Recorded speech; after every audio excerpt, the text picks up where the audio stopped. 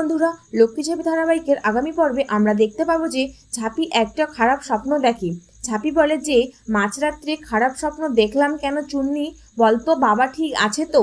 Ronit plan করছে কিভাবে দীপের বাবাকে মারা যায়। ইনকা বলে দীপের বাবা নেই মানে ঝাঁপির খতম, সরকার বাড়ি হাতের মুঠোয় আনতে পারবো। রনিত ও ইনকা প্ল্যান করছে কিভাবে দামোদর সরকারকে মারা যায়।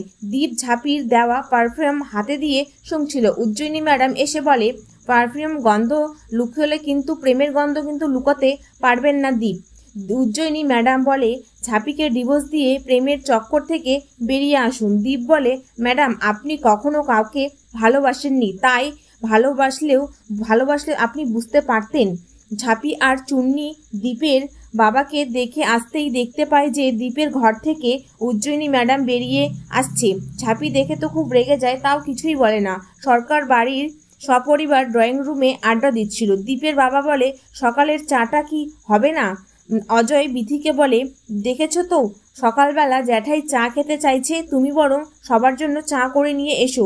বিথি বলে সকালবেলা 14 গোষ্ঠীর জন্য চা বানাতে পাঠিয়ে দিল আমাকে।